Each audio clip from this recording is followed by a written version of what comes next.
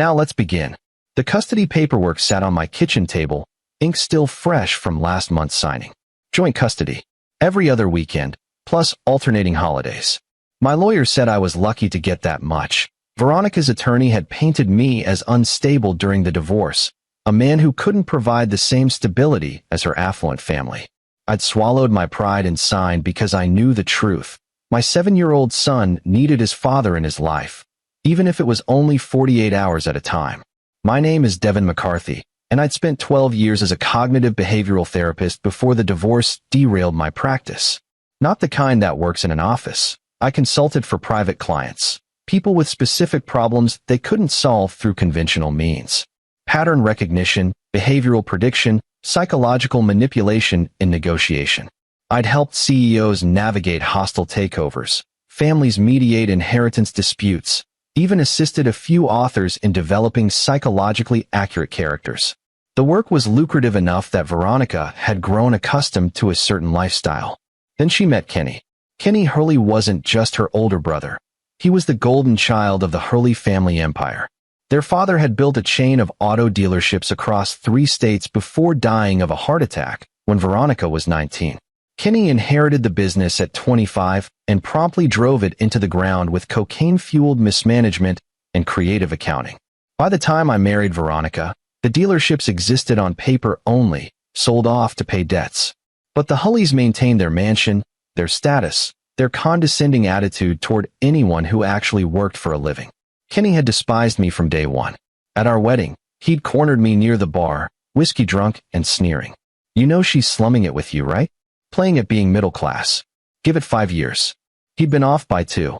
The divorce came after Veronica decided my little talking business wasn't enough. She wanted the life she'd grown up with. The mansion, the country club, the summers in the Hamptons. When I couldn't provide that, she went back home to mommy. Her lawyer had evidence of an emotional affair. Emails I'd sent to a female colleague about a difficult case that Veronica's legal team spun into something tawdry. It wasn't true, but truth didn't matter. The judge awarded her primary custody. My son, Ethan, was my world. Blonde hair like his mother, but he had my eyes, sharp, observant, taking everything in. At 7, he was already showing signs of the pattern recognition that ran in my family. He'd beat me at checkers last month by predicting my moves 3 turns ahead. It was Friday evening, my weekend with Ethan. I'd planned to take him to the Science Museum tomorrow. They had a new robotics exhibit. I was preparing his favorite dinner, homemade mac and cheese with the fancy Gruyere he liked, when my phone rang. The number was Ethan's smartwatch, the one I'd bought him, so he could always reach me. My heart rate spiked even before I answered. He wasn't supposed to call during Veronica's weeks unless it was an emergency. "Daddy." His voice was small, wavering. "Ethan? What's wrong, buddy?" "I'm at Grandma Gladys's house. They won't let me use the bathroom." His breath hitched. "I've been holding it for 6 hours. Uncle Kenny keeps giving me water and it hurts, Daddy. It hurts so much." My hand tightened around the phone. Through the line, I heard laughter, Kenny's distinctive braying laugh. The same one he'd used at my wedding when he'd made jokes about Veronica marrying down. "Mom says I need to learn discipline," Ethan whispered. They locked the bathroom door. "Uncle Kenny says I'm being a baby." More laughter, closer now. Then Kenny's voice slurred. "That's right. Tell Daddy all about it. Tell him how weak his son is.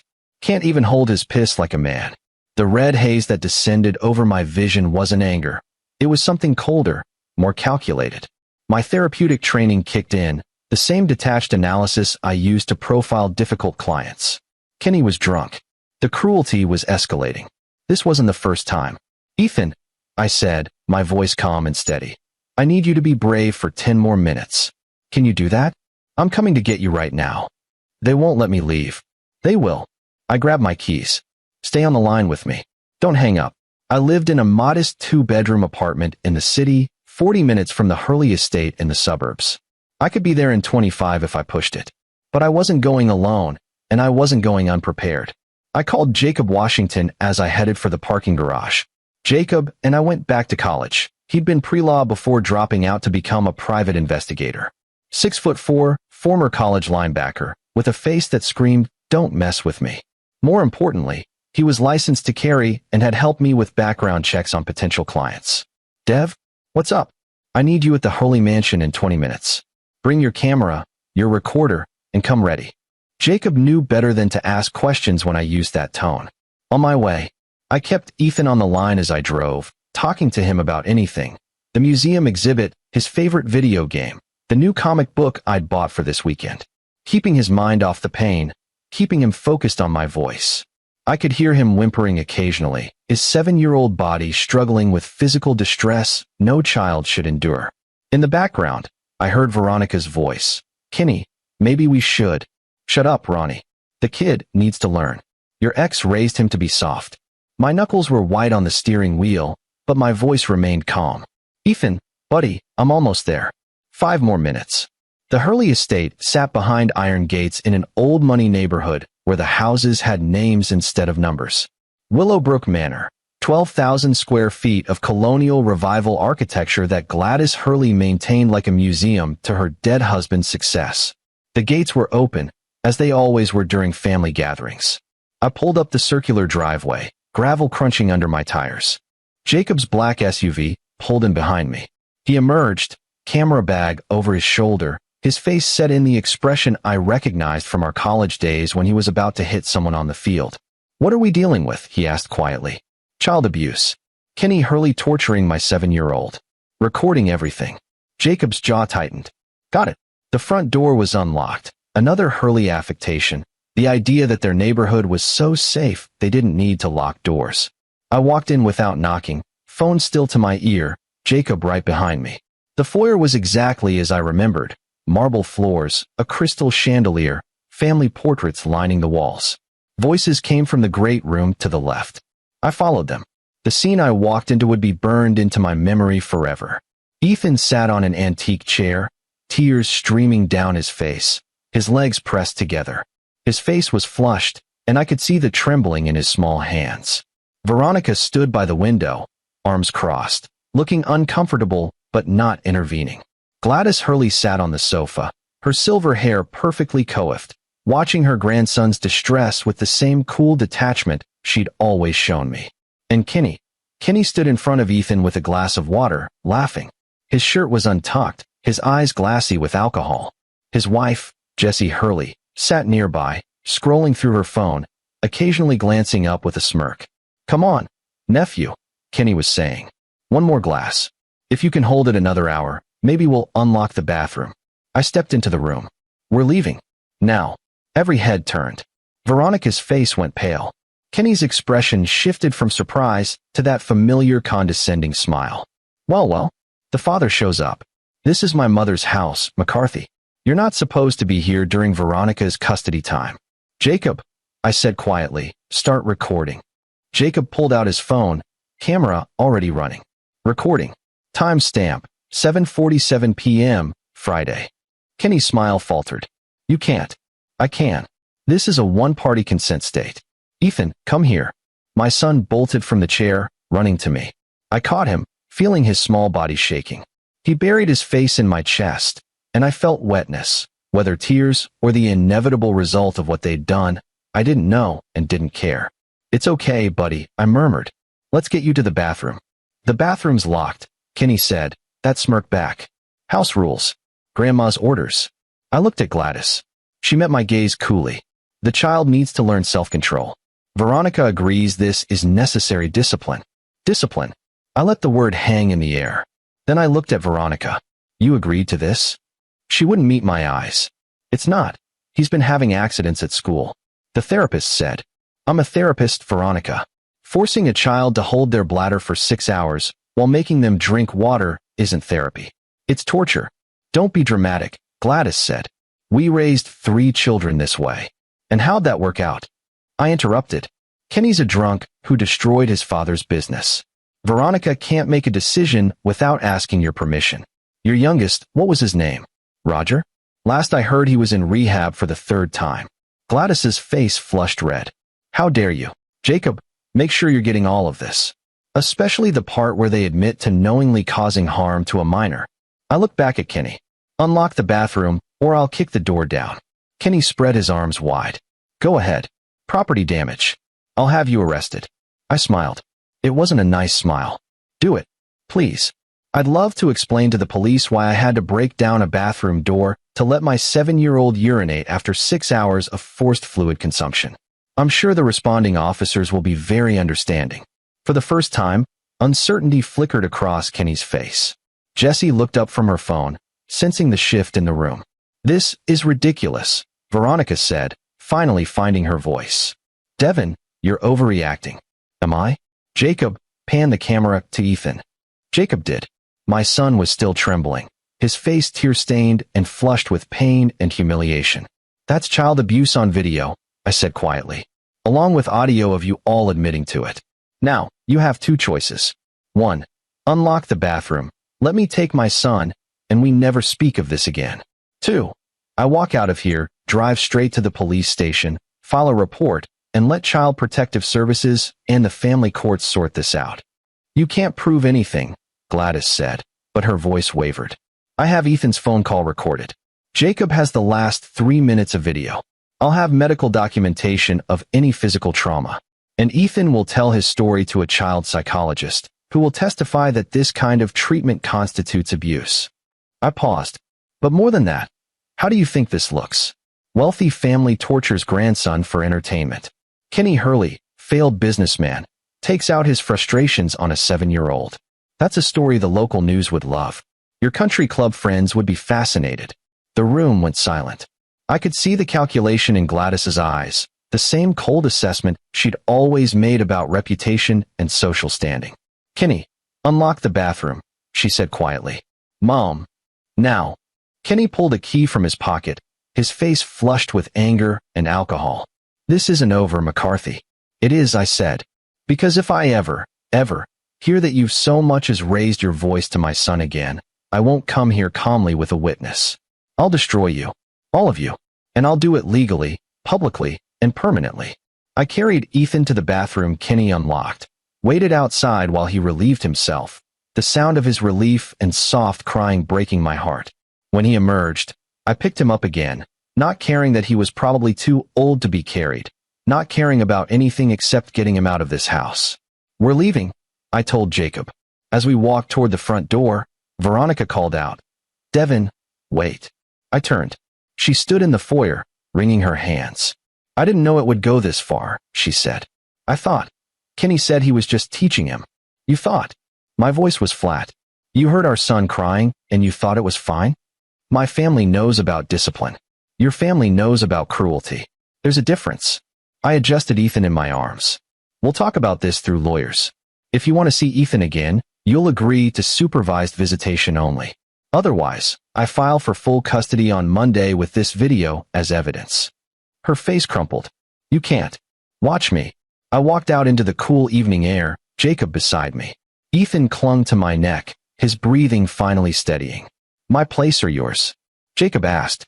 Mine. I need to document his condition then. I paused. Then I need to make some calls. In my car, with Ethan buckled safely in the back seat, I looked at my friend. Thank you. Anytime. Jacob's face was grim. Dev, what they did. I know. You really going to take them to court? I thought about Kenny's laughter, Veronica's complicity, Gladys's cold indifference. I thought about my son's tears and pain. Court's too good for them, I said quietly. But yes, I'll use it if I have to. Right now, I need to make sure Ethan's okay. Then I need to figure out exactly who the Hulleys really are. What do you mean? I mean that kind of cruelty doesn't come from nowhere. And Kenny's not just a drunk. Drunk people are sloppy. This was calculated. They locked a bathroom door, forced fluid consumption, and timed it.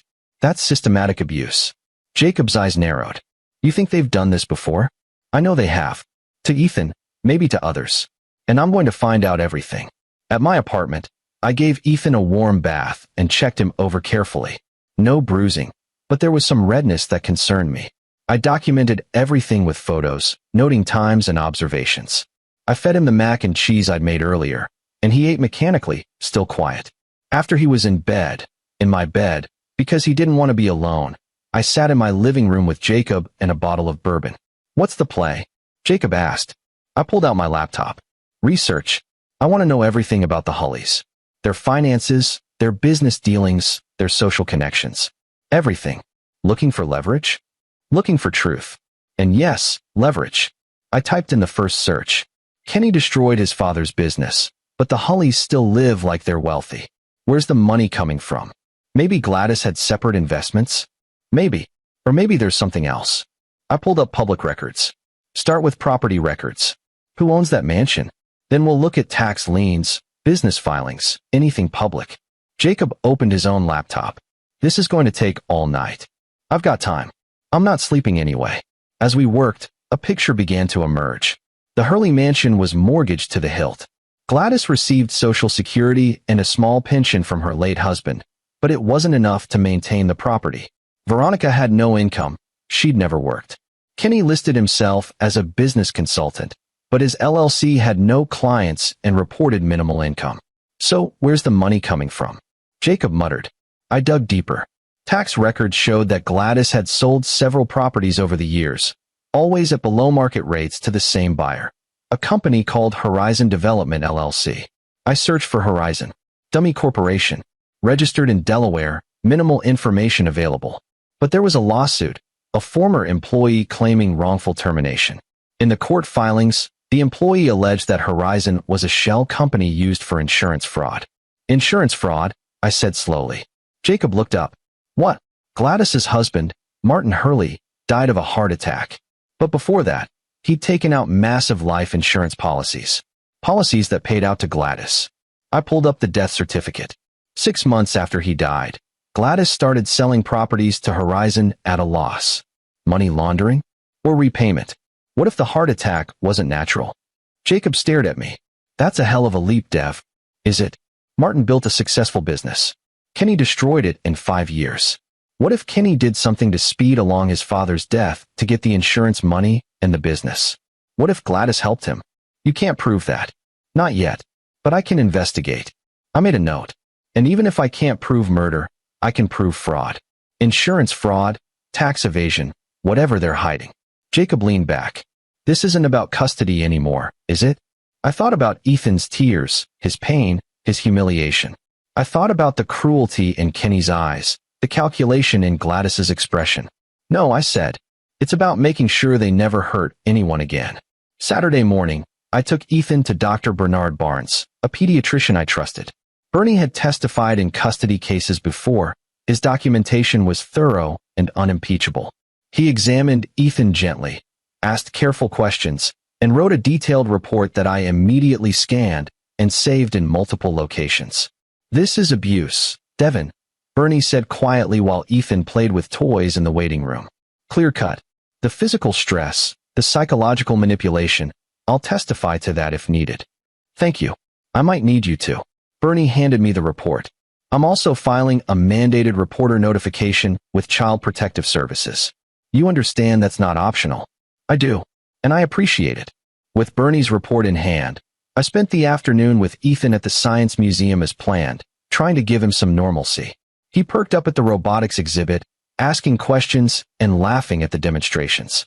But I caught him looking over his shoulder occasionally, as if expecting Kenny to appear. That night, after Ethan was asleep, I called my lawyer, Don Harding, a family law specialist who'd handled my divorce. He listened to my summary without interrupting. You want full custody, Don said when I finished. Sole physical custody, supervised visitation only for Veronica, and a restraining order against the Hullys. The video and doctor's report will help. But Devin, you need to understand, judges are reluctant to completely terminate a mother's custodial rights unless there's extreme circumstances. What they did to Ethan is extreme. Agreed. But Veronica's lawyer will argue she wasn't the primary actor. She'll throw her brother under the bus, claim she tried to stop it, but was overruled by her mother. That's bullshit. She stood there and watched. I know, and we'll argue that. But be prepared for a fight. The Hullys have resources. So do I. Money. Information. They're hiding something, Dawn. Financial crimes, possibly worse. I'm going to find it, and when I do, I'm going to use it. Dawn was quiet for a moment. Devin, be careful. If you go after them illegally, everything I'm doing is legal. Public records, licensed investigators, legitimate research. I'm not breaking any laws. Just don't cross the line. You'll lose Ethan if you do. After hanging up with Dawn, I opened my laptop again. Jacob had sent over more research, Financial records he'd obtained through legal channels, corporate filings, newspaper archives. I started building a timeline. 1998. Martin Hurley purchases 3 auto dealerships. Business thrives. 2003. Martin takes out $5 million in life insurance. Names Gladys as beneficiary. 2005. Martin dies of heart attack at age 58. Autopsy shows elevated potassium levels, attributed to cardiac event. 2006. Gladys receives $5 million payout. Kenny takes over business. 2007 to 2011. Business declines sharply. Dealerships sold at significant losses. 2012. Gladys begins selling properties to Horizon Development. 2015 present. Hurleys maintain lifestyle inconsistent with reported income. The timeline raised questions. Why would a healthy 58-year-old suddenly die of a heart attack? Elevated potassium could be natural, or it could be induced. Potassium chloride was undetectable in autopsies if you weren't specifically looking for it. But that was 17 years ago.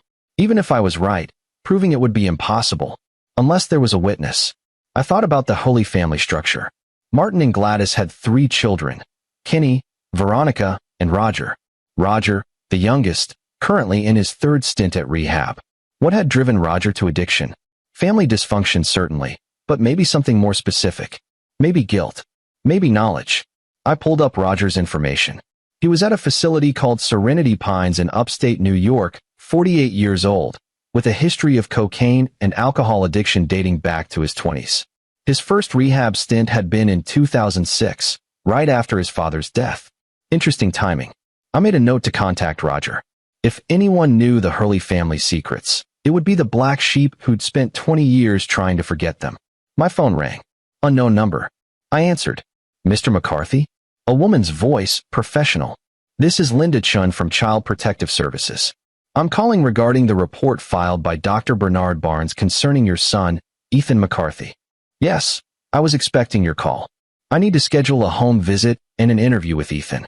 Given the nature of the allegations, we're treating this as a priority case. Are you available tomorrow? Absolutely. We scheduled the visit for Sunday afternoon. After hanging up, I felt a grim satisfaction. The wheels were turning. CPS would investigate. Don would file for emergency custody modification, and the Hurleys would have to defend their actions in court. But court was slow. Justice was uncertain. And I wanted more than just legal victory. I wanted them to feel what Ethan had felt. I wanted them to understand the consequences of their cruelty. I wanted them destroyed, not just defeated. And I was going to make that happen. Sunday's CPS visit went exactly as expected. Linda Chun was thorough and kind with Ethan, who told her everything in heartbreaking detail. She interviewed me, reviewed Bernie's medical report and Jacob's video, and made careful notes. Before leaving, she told me she'd be visiting the Hurley residence as well and would file her findings with the family court. Monday morning, Don filed an emergency motion for custody modification and a temporary restraining order against Kenny Hurley. By Monday afternoon, Veronica's lawyer had called with a settlement offer.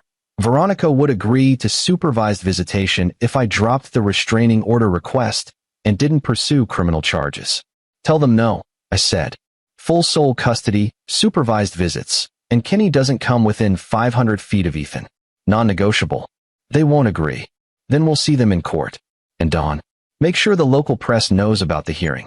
Public record, public interest. Don chuckled darkly. You're playing hardball. They tortured my son. This is me being restrained. Tuesday, I received a threatening call from Kenny himself. You're destroying this family, McCarthy, he slurred. Drinking before noon, I noted. Veronica's falling apart. Mom's being investigated by social services. You happy now? Ask me again when you're in handcuffs. You think you're so smart. You think you can come into our lives and...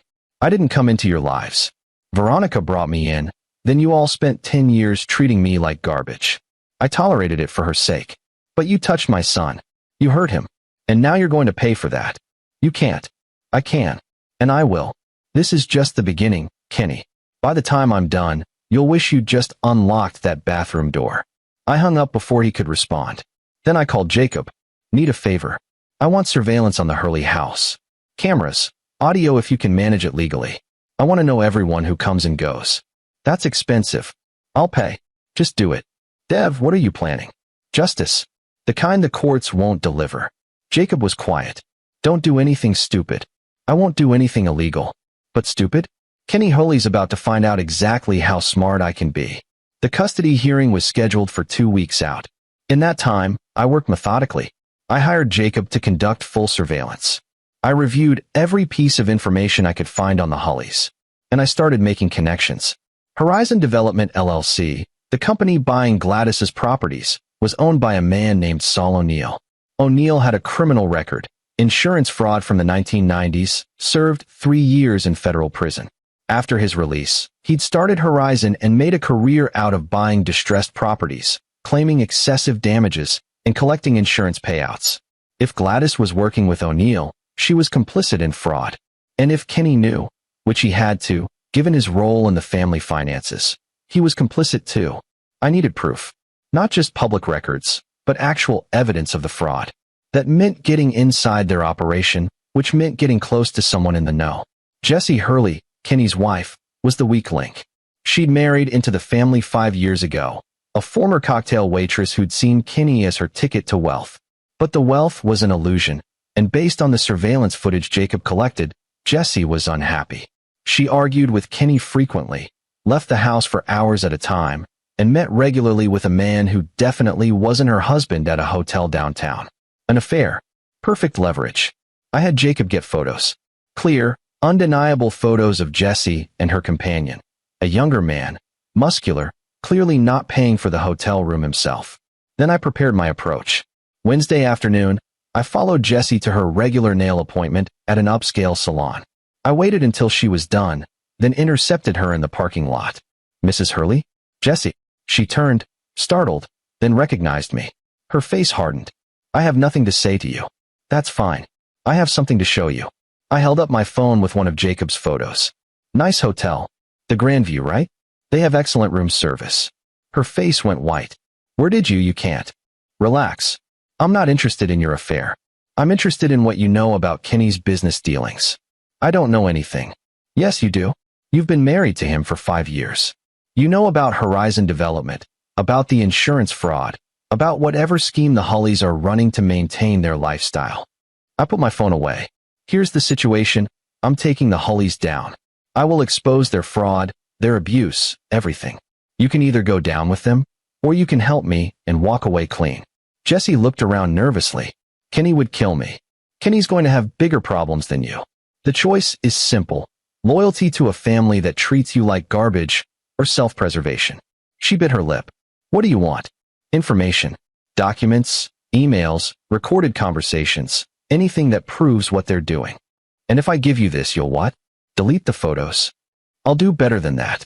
I'll make sure that when this all goes public, you're positioned as a victim who cooperated with authorities.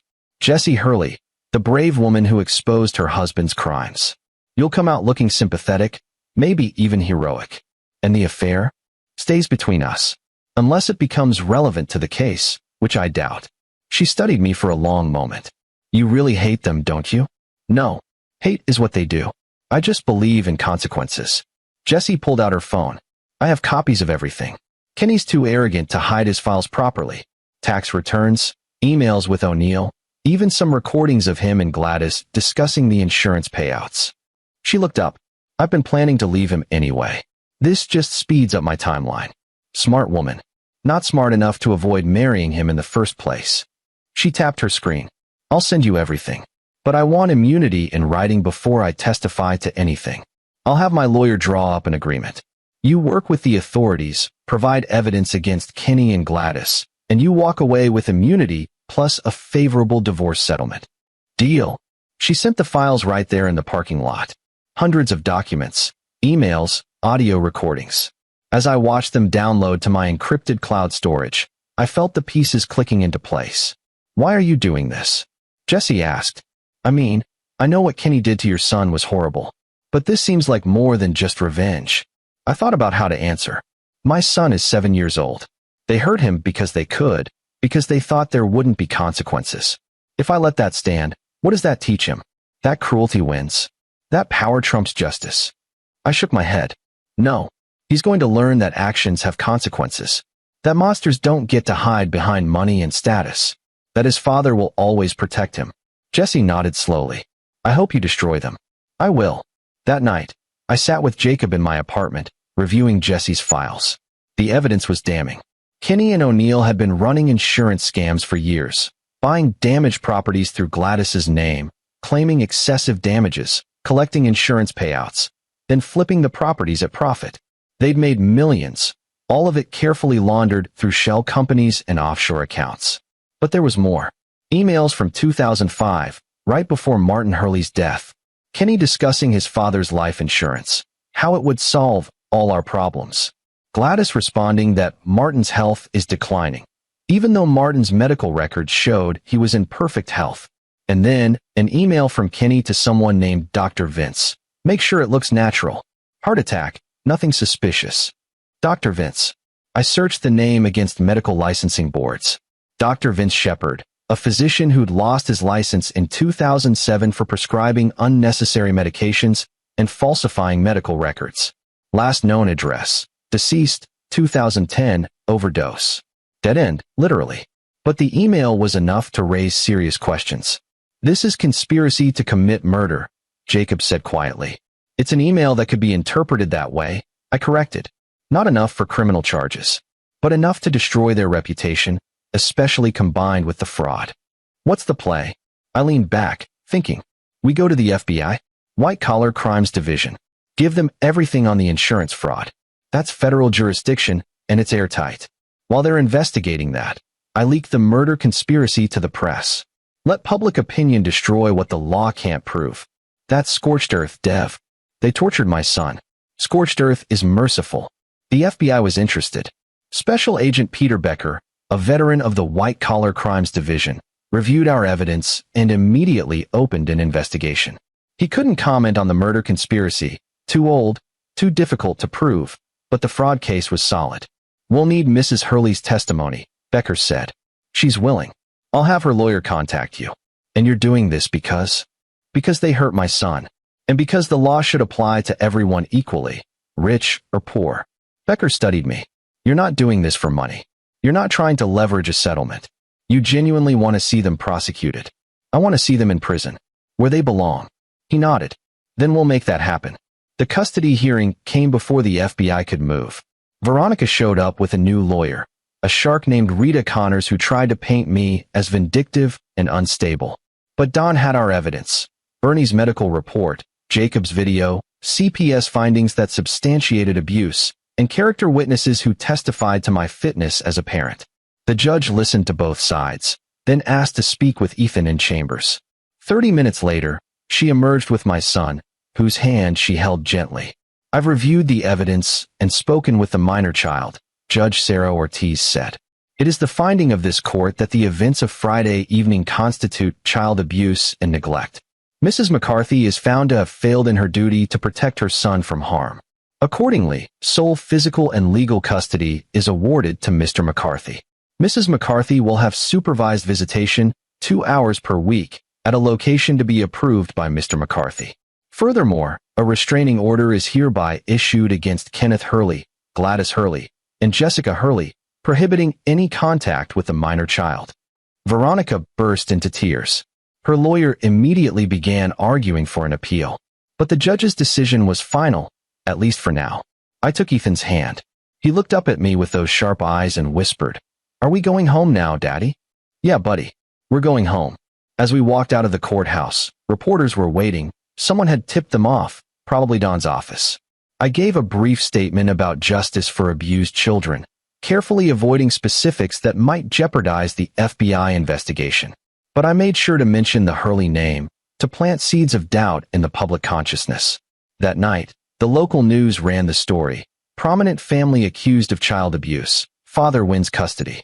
It was the beginning of the end for the Hurleys' social standing. 3 days later, FBI agents raided the Hurley mansion with warrants. They seized computers, documents, financial records. Kenny was arrested on federal fraud charges. Gladys, too old and frail for immediate arrest, was served with a subpoena. Jessie, true to her word, testified before a grand jury. Her testimony, combined with the documentary evidence, led to indictments for insurance fraud, money laundering, and tax evasion. The press had a field day. Fallen dynasty, Hurley family empire built on fraud. The society pages that had once featured Gladys at charity galas now showed photos of her mansion being searched by federal agents. But I wasn't satisfied. Kenny and Gladys would go to prison, yes. But what about Martin's death? What about 17 years of suspicion and unanswered questions? I needed Roger. The black sheep. The addict. The one who might have seen something, known something. I called Serenity Pines and asked to speak with Roger Hurley. Roger agreed to meet me at a diner halfway between his facility and the city. I drove up on a gray Saturday afternoon, leaving Ethan with Jacob for the day. The diner was a truck stop special, all chrome and formica and coffee that tasted like it had been sitting since the Carter administration. Roger was waiting in a back booth.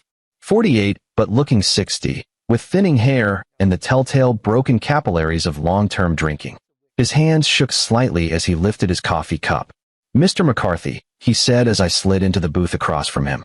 "I've been following the news. I appreciate you meeting me. Couldn't believe it when I heard Kenny was arrested. Mom too." He laughed bitterly. "Actually, that's a lie. I could absolutely believe it. Surprised it took this long. Roger, I need to ask you about your father's death." His hands stilled. "Why?" I pulled out my phone and showed him the email between Kenny and Dr. Shepard. "Because I think it wasn't natural." Roger read the email, his face going pale. Then he set down his coffee and stared out the window for a long moment. "I was 24 when Dad died," he said finally.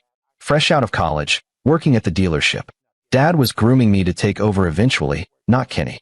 Kenny was the oldest, but Dad didn't trust him. Said he was too impulsive, too greedy. What happened? Dad had a fight with Kenny and Mom. About money, about the business. Kenny wanted to expand, take on debt, make risky investments. Dad refused. The fight got ugly. Kenny stormed out. Roger's voice dropped. 3 days later, Dad had his heart attack. You suspected something. I didn't want to. But yeah, Dad was healthy. Worked out every day, watched his diet. And then suddenly dead at 58. He shook his head. I asked questions. Mom shut me down. Kenny told me I was being paranoid. I started drinking to cope with the guilt of not pushing harder. The guilt of suspecting your mother and brother of murder. Roger flinched. I never said that out loud. Never even let myself think it clearly. But yeah, I found Dr. Shepard's records. He prescribed medication to your father in the weeks before his death. Medication Dad didn't need. What kind of medication? Potassium supplements. Large doses. Supposedly for a heart condition that Dad's regular cardiologist has no record of. Roger closed his eyes. Oh God. Excess potassium can cause cardiac arrest. It's almost impossible to detect in an autopsy unless you're specifically looking for it. And Dr. Shepard lost his license 2 years later for falsifying records. They killed him. Roger's voice was barely a whisper. My mother and brother killed my father for insurance money. I can't prove it. Not beyond reasonable doubt. Dr. Shepard is dead. The autopsy is 17 years old. But I believe it happened. Roger looked at me with haunted eyes. What do you want from me? The truth.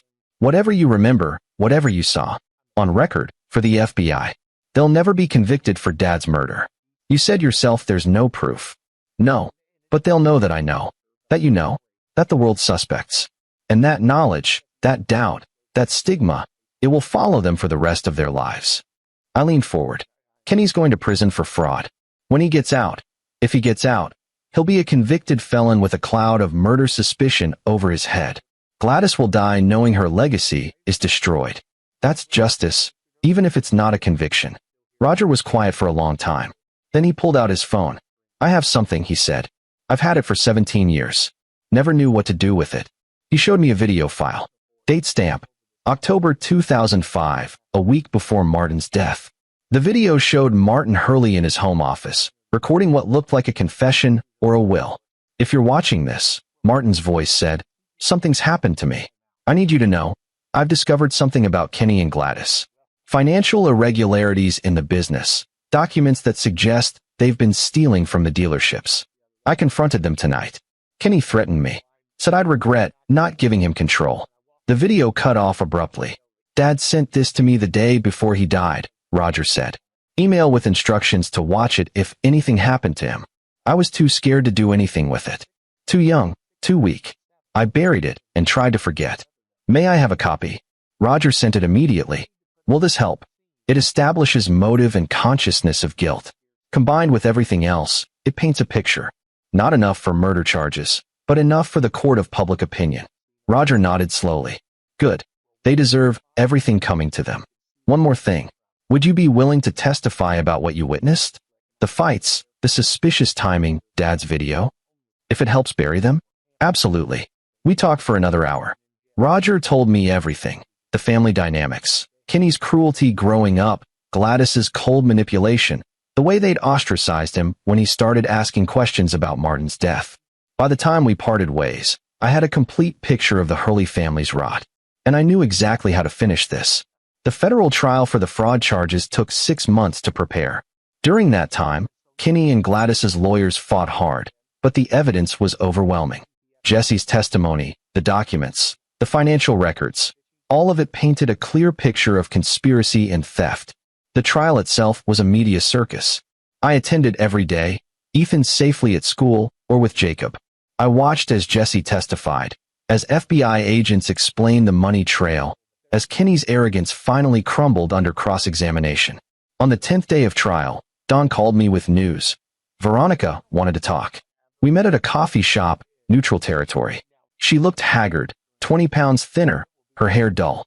The woman who'd once prided herself on appearances looked broken. I've lost everything, she said without preamble. My family's going to prison. I have no money. Dad's estate is being seized. I barely see my son. She looked at me with red-rimmed eyes. You won. This wasn't about winning, wasn't it? You destroyed us. No, you destroyed yourselves. I just made sure there were consequences. She was quiet for a moment. I'm sorry for what happened to Ethan. I should have protected him. Yes, you should have.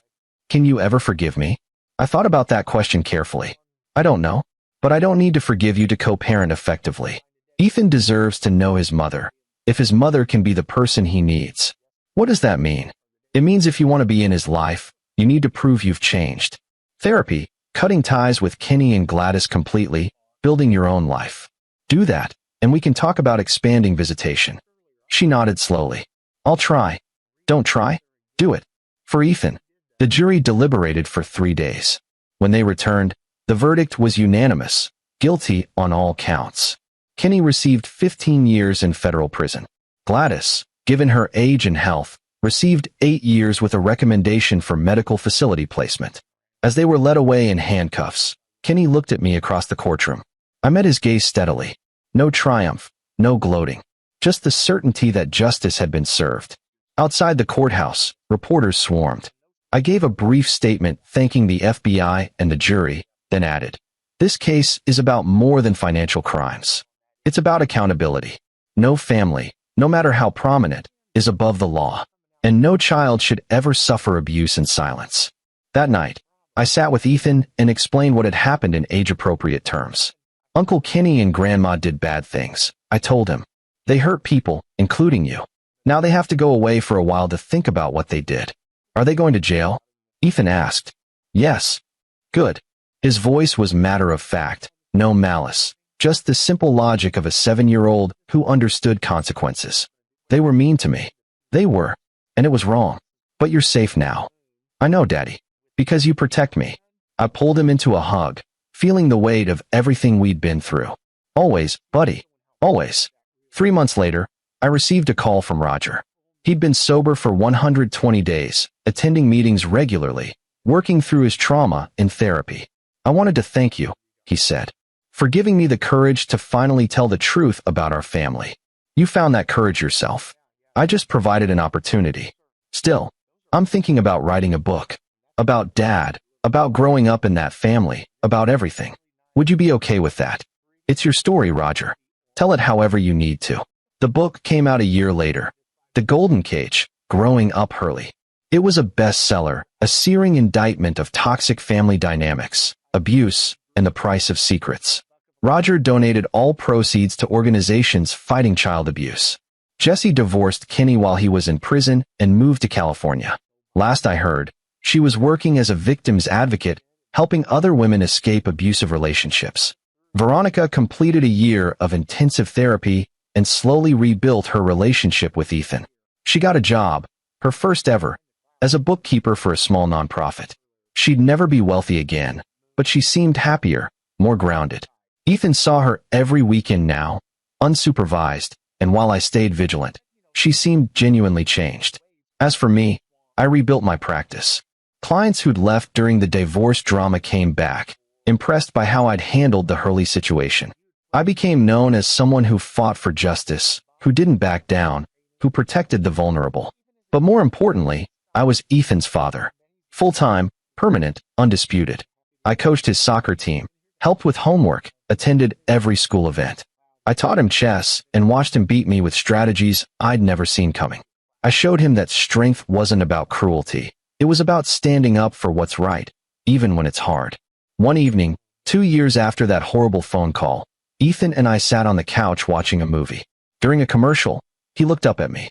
"Daddy, can I ask you something?" "Always." "That day when I called you from Grandma's house, how did you know what to do?" I thought about how to answer. I didn't, not entirely. But I knew I had to protect you. Everything else, the investigation, the trial, all of it, came from that simple fact. You're my son, and I'll always fight for you. Because you love me, because I love you, and because it was the right thing to do. He nodded thoughtfully, then turned back to the movie. A few minutes later, he said quietly, "I'm glad you're my dad." I pulled him closer. "I'm glad you're my son." Later that night, after Ethan was asleep, I stood in his doorway watching him breathe peacefully. No nightmares anymore. No fear. Just a happy kid who knew he was loved and protected. Kenny Hurley was in year 3 of his sentence, his appeals exhausted. Gladys had died in prison 6 months ago, her health finally failing. The Hurley mansion had been sold at auction, the proceeds going to restitution for their fraud victims. The family that had seemed so powerful, so untouchable, was gone. Destroyed not by violence or illegal revenge, but by their own actions coming to light, by the simple application of law and consequences. And somewhere in the wreckage, a 7-year-old boy had learned that his father would move heaven and earth to keep him safe. That cruelty didn't win. That justice, though sometimes slow, was real. That was my victory, not the prison sentences or the financial ruin, but Ethan's peaceful sleep, his confidence, his knowledge that he mattered. Everything else was just details. I closed his door quietly and went to my own room. Tomorrow we'd go to the park, maybe get ice cream, just enjoy being father and son. The past was settled. The future was ours. And that was exactly how it should be. This is where our story comes to an end. Share your thoughts in the comments section. Thanks for your time. If you enjoy this story, please subscribe to this channel. Click on the video you see on the screen, and I will see you there.